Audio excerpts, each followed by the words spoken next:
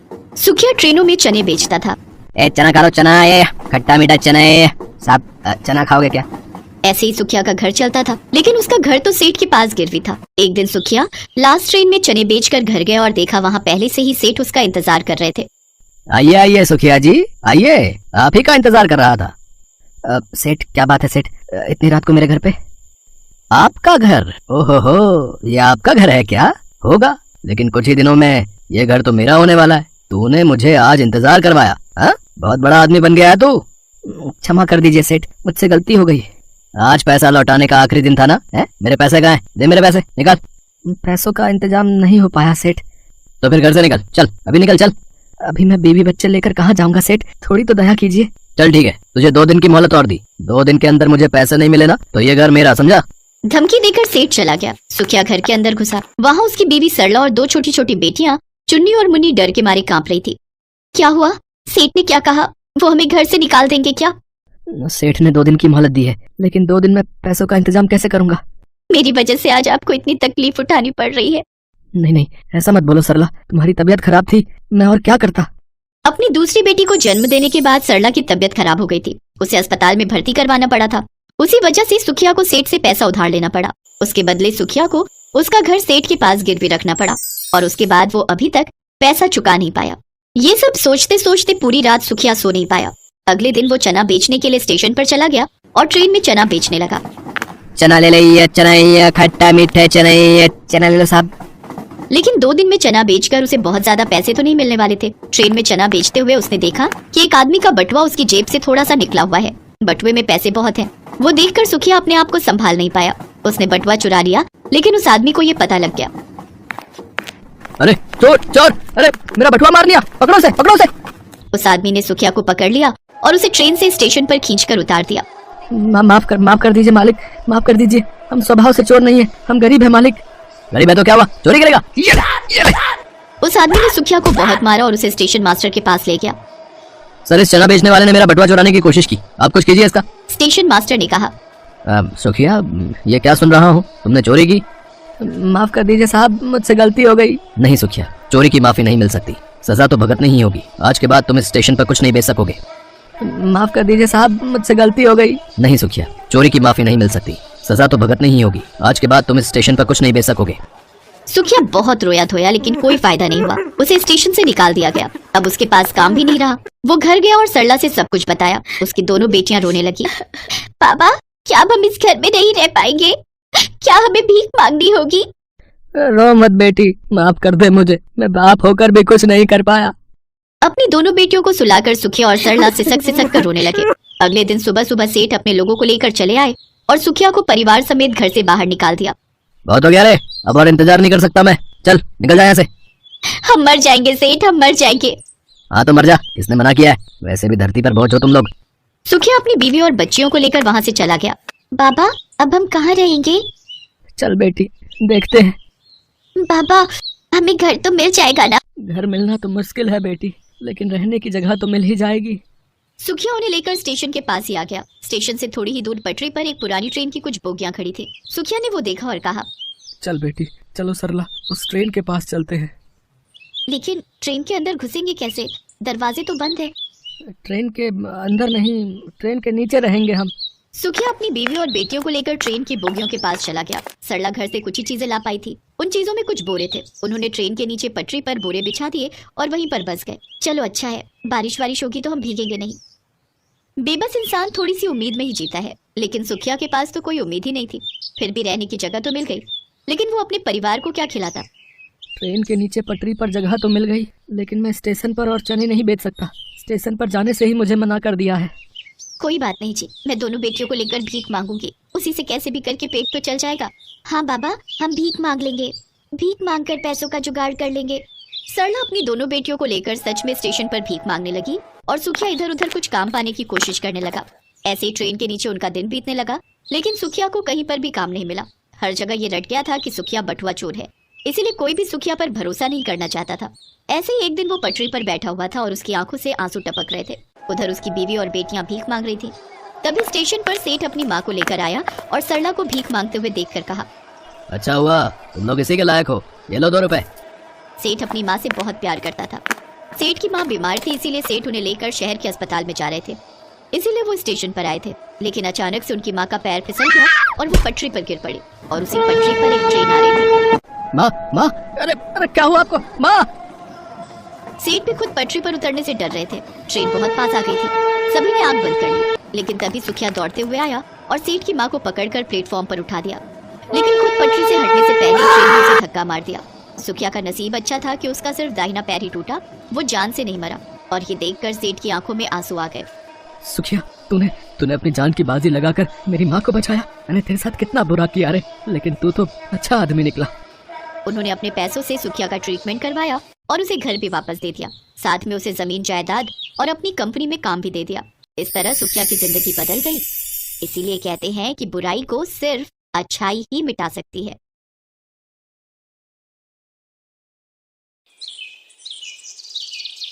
भीखू और उसकी पत्नी ममता का एक छोटा बेटा था।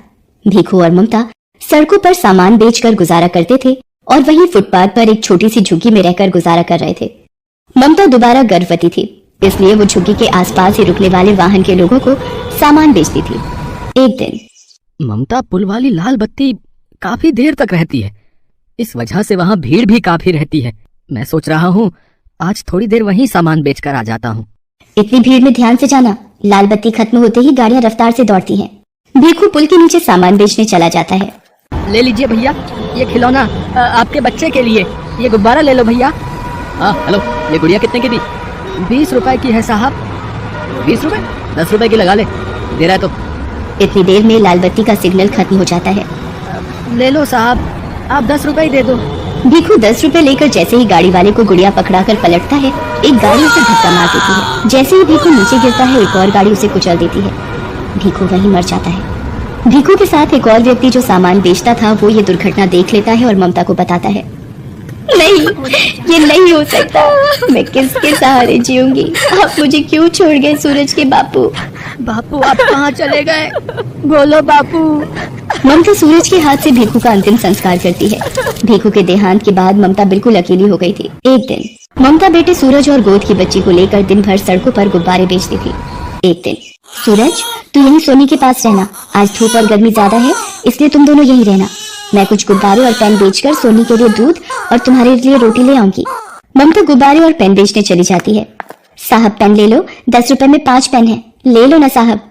ले लो बीबी जी, ये गुब्बारा ले लो, आप खरीद लोगी तो मैं बच्चों के लिए कुछ खाने को ले जाऊंगी। ममता बड़ी मुश्किल से कुछ गुब्बारे बेच पाती है और थोड़ा दूध और रोटी बच्चों के लिए खरीद कर लाती है। तभी एक महिला ममता के पास आती है। ममता, कल हमें ये झुग्गियां खाली करनी पड़ेंगी, यहाँ से अब तू भी कहीं और रहने की जगह ढूंढ ले। मैंने तो एक बस्ती में 100 रुपए किराए पर एक झुग्गी ले ली है, बस तुझे ही खबर देने आई थी। हे भगवान, अब अपने दोनों बच्चों को लेकर कहाँ जाऊंगी? अपने बच्चों के रहने के लिए मुझ गरीब का घर कहाँ से लाऊंगी? ममता अपने बच्चों को लेकर एक दुकान के बाहर बैठ जाती है। तभी सामने एक ऑटो रिक्शा पलट जाता है और एक महिला ऑटो रिक्शा से गिर जाती है। ममता भागती हुई महिला के पास जाती है। ओ भैया, कैसे ऑटो रिक्शा चला रहा था? देखकर नहीं चलाया जाता? जल्दी इन्हें हॉस्पिटल लेकर चलो। ममता उस महिला को संभाले बच्चों के साथ हॉस्पिटल पहुंचती है। ऑटो वाला ममता और उस महिला को अपने ऑटो से उतारकर भाग जाता है। सूरज, जा जल्दी से उन भैया को बुला कर ला, वो माँ जी को अंदर ले जाएंगे। डॉक्टर उस महिला को देखता है। देखिए, इनकी रीढ़ की हड्डी टूट गई है, तो अब इनको कंप्लीट बेड रेस्ट की आवश्यकता है। इनके घर से जो भी सदस्य हैं उन्हें आप बुला लीजिए। डॉक्टर, मैं नहीं जानती ये कौन है। इनका एक्सीडेंट हुआ तो मैं इन्हें यहाँ ले आई। डॉक्टर, इन्हें कब तक होश आ जाएगा? तभी ये अपने बारे में बता पाएंगे। 1 से 2 घंटे में इन्हें होश आ जाएगा। लगभग 2 घंटे बाद उस महिला को होश आता है और वो अपने बारे में बताती है। मेरा नाम राज रानी है। पता नहीं उस ऑटो रिक्शा वाले ने कैसे चलाया कि अचानक से ठोकर लगी और ऑटो पलट गया। उसके बाद मुझे धुंधला सा याद है कि तुमने मुझे उठाया था और ऑटो में बिठाया। तुम्हारा बहुत बहुत शुक्रिया बेटी, जो तुम मुझे यहाँ ले आई। माँ जी, आपकी रीढ़ की हड्डी में फ्रैक्चर हुआ है, इसीलिए आपको घर ले जाने के लिए एम्बुलेंस की व्यवस्था करनी होगी। बेटी, मेरे पति अपने बिजनेस के काम से दूसरे शहर गए हुए हैं, मेरी एक सहायता करो। एम्बुलेंस में मेरे घर तक पहुंचने में मेरी मदद कर दो। डॉक्टर, मैं बिल अकाउंट से भर दूंगी, आप एक एम्बुलेंस की व्यवस्था करा दीजिए। माँ जी, आप बिल्कुल भी चिंता मत करिए, मैं आपके साथ ही चलूंगी। ममता राज रानी को एम्बुलेंस में घर तक लेकर आती है। राज रानी को उस वक्त एक सहारे की बहुत जरूरत थी, जो ममता के रूप में उन्हें मिला था। घर पहुंचकर राज रानी अपने पति महेंद्र नाथ को फोन पर सारी बात बताती है। ममता, मैंने अपने पति को फोन कर दिया है, वो कल सुबह ही वापस आ रहे हैं। क्या तुम कल सुबह तक मेरे पास रह सकती हो? ममता राज रानी की बातों को सुनकर रोने लगती है। क्या हुआ ममता, तुम अचानक रोने क्यों लगी? कोई जबरदस्ती नहीं है बेटी, तुम अगर नहीं रुकना चाहती तो कोई बात नहीं, और फिर तुमने इतना कुछ किया है मेरे लिए, वो एक बहुत बड़ी बात है। ममता राजरानी को अपने रोने का असली कारण बताती है और अपनी जिंदगी की सारी आप बीती सुनाती है, जिसे सुनकर राजरानी की आंखों में आंसू आ जाते हैं। आप ही बताइए माँ जी, अब मैं क्या करूं? अपने इन छोटे बच्चों को लेकर कहाँ जाऊं? चिंता मत करो बेटी, भगवान सब ठीक करेंगे। वहां सामने मेरी रसोई है, तुम वहां जाकर अपने लिए भी भोजन बनाओ, मेरे लिए भी, और इन बच्चों को भी खिलाओ। कब से तुम मेरी वजह से भूखी हो और बच्चे भी तुम्हारे साथ भूखे हैं। माँ जी, पहले आप ये दवाई ले लीजिए, और आपको किसी भी चीज की जरूरत हो तो मुझे आवाज लगा देना। ममता राजरानी और सूरज को खाना देती है और सोनी के लिए थोड़ा दूध भी गर्म करती है।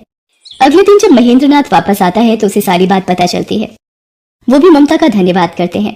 ममता बेटी, तुमने राजरानी के लिए इतना सब कुछ किया, उसका मैं हमेशा शुक्रगुजार रहूंगा। धीरे धीरे राजरानी की तबीयत में सुधार होने लगता है। ममता राजरानी की बहुत सेवा करती थी। 1 महीने बाद राजरानी बिल्कुल ठीक हो जाती है। माँ जी, अब आप ठीक हो गई हैं तो अब मुझे भी चलना चाहिए। मुझे भी आपके पास रहते इतने दिन हो गए। आपसे इतना प्यार पाकर मैं धन्य हो गई। आपने मेरे बच्चों को इतना प्यार दिया, इतना दुलार दिया, इसके लिए मैं सदैव आपकी आभारी रहूंगी। ममता, सूरज मुझे नानी माँ कहकर बुलाता है। क्या ये बच्चे हमेशा के लिए अपनी नानी माँ के पास नहीं रह सकते?